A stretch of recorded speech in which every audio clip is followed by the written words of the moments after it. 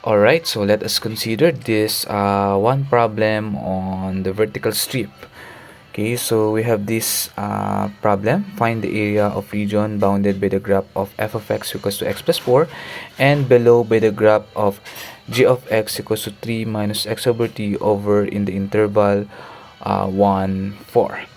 Okay, so actually the first thing we need to do here is to somehow graph muna natin yung mga functions bago natin madetermine saan ba yung region na kino-consider nating hanapan ng area. Okay, so first thing to do, let us consider muna yung f of x equals to x plus 4.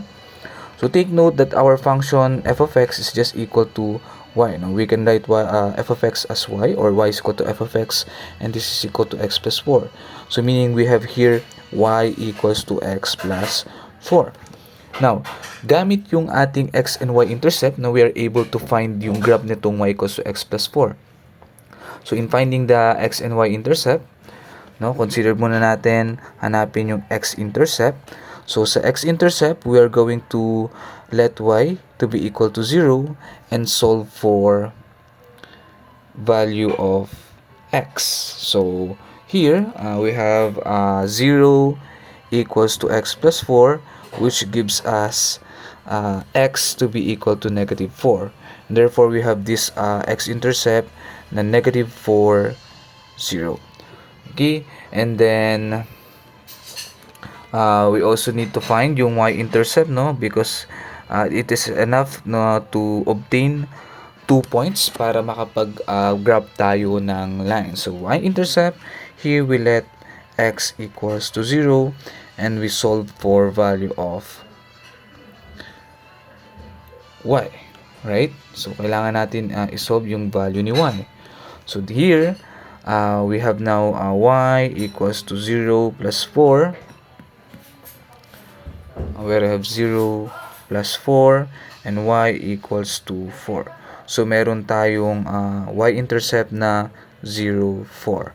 Ngayon, itong value na to, ipa-plot natin yan dito sa ating Cartesian plane. So in x-intercept is negative 4, 0. Maybe we can extend this point here. Meron tayong 1, 2, 3, 4. So meron tayong negative 1, negative 2, negative 3, negative 4. So andito yung x-intercept natin. And then for the y-intercept, we have 0, 4. 0, 1, 2, 3, 4. Ito siya. Then we can plot the graph here. Meron tayong ganitong itsura ng line. So take note, no, dahil ang slope ng ating line is positive, so we will have this tawag ito, diagonal line that increasing to the right. Okay, so this will be our function f of x, which is equal to x plus 4. So, bakit natin kailangan graph to, no? Kasi ideally, ang kailangan natin dito, mahanap kung sino yung upper function and then kung sino yung lower function. Now, kunin naman natin yung case natin for g of x. So, meron tayong g of x equals to 3 minus x over 2. And again, we let that y is equal to g of x, which is equal to 3 minus x over 2. Right?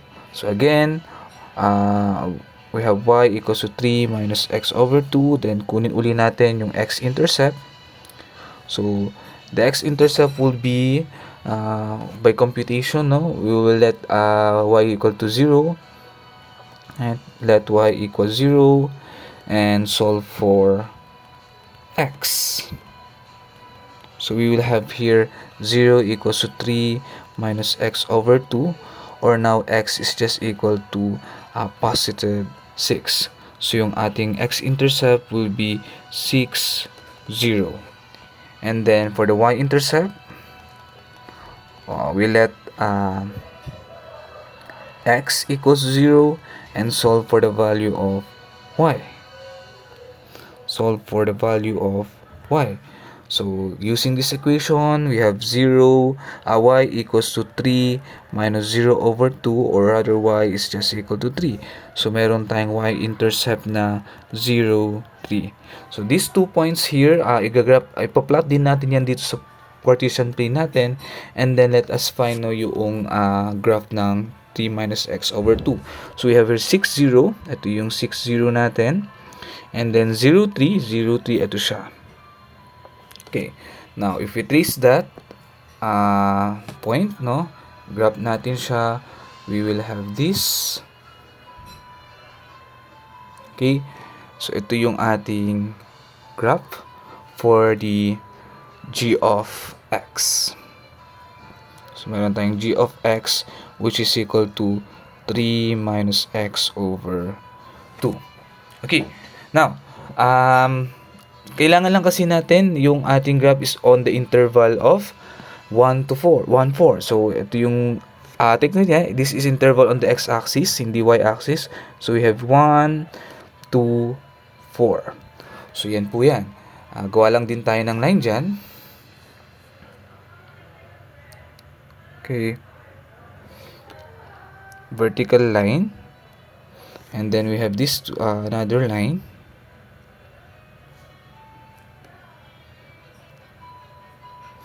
Okay. So, itong line na dumaan dun sa sa 1 natin sa x-axis, that is yung vertical line na x equals to 1, and dito naman we have vertical line x equals to 4.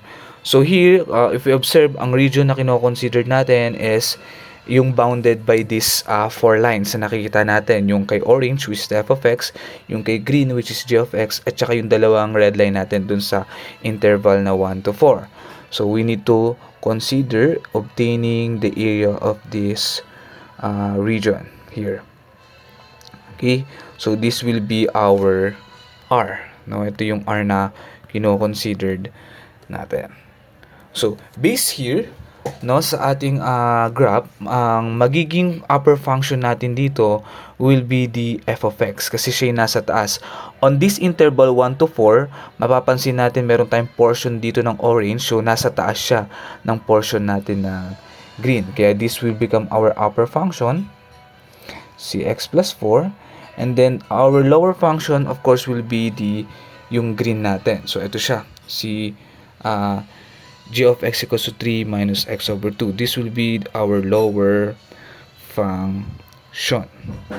Okay? Now, applying the formula that we have, yan, yung area is equal to the integral of fx minus g of x dx. So, pwedeng kasing yan, magkaroon tayo ngayon ng, or pwede mo siya isulat as a is equal to the integral of upper minus upper function minus the lower function, no, from a to b with respect to x tayo. So yan, pwede mo lang siya isulat as this one kung medyo nalito tayo dun sa notation natin na f of x, g of x. So from that, we can now plug in, no, we have dun sa ating definite integral yung ating mga nahanap na upper and lower function. So upper function will be the expression x plus 4. So we have x plus 4. Lagyan natin ng close and open parenthesis minus the lower function which is 3 minus x over 2. 3 minus x over 2 with respect to x. Okay po. And siyempre, this will be evaluated from the interval 1 to 4 given naman yung ating interval na yan. So, yan yung limits of integration natin, si 1 and 4. So, here, before we integrate this, siguro I suggest na i-simplify nyo muna yung expression nyo dun sa loob, no, kung kaya siyang ma-simplify, no, ng mas simple expression. Okay?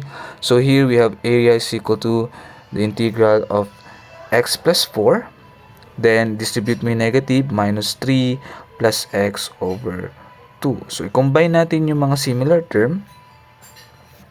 Right? So, we have x tsaka x over 2. Pag pinag-add natin yan, that is 3 over 2. Right? So, magkakaroon ka ng 3 over 2x, and then add mo 4 minus 3, that is 1 with respect to x evaluated from 1 to 4. And then, we integrate na natin. So, ano ang antiderivative ng 3 over 2x plus 1? We will have now area is equal to, that is 3 over 2. Kunin natin yung antiderivative niya. Here, siguro separate natin siya. We have 3 over 2x plus 1 dx magkakaroon tayo dito ng 3 over 2 times 1 half x squared plus x plus c. Yan yung kanyang antiderivative, or you have 3 over 4 x squared plus x plus c. So, meron tayo ditong 3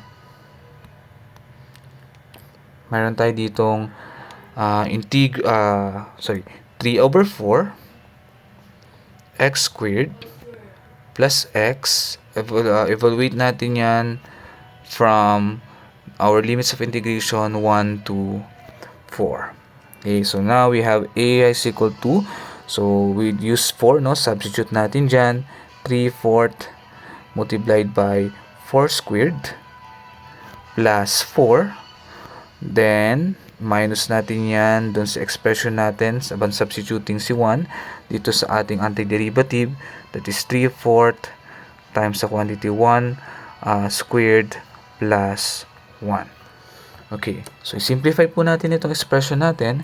We have area is equal to, so we have 16 divided by 4 is 4 times 3, meron tayong 12 plus 4. And then dito naman sa kabila, so that is 3/4 plus 1, right? So 3/4 plus 1 is 7 over 4. And then we will have here area is equal to 12 plus 4 is 16 minus 7 over 4. So upon subtracting this 16 from to 7 over 4, we have area which is equal to ilan yan? Combine natin into one denominator. So we have 16 times 4, this is 64 minus 7, and we got here our area will be that is 57 over 4 square unit. So I think di na natin to masisimplify pa. So this is the simplest form for our answer, no, for the area of this particular region. Right. So yan yung example natin gamit yung ating vertical strip. Okay?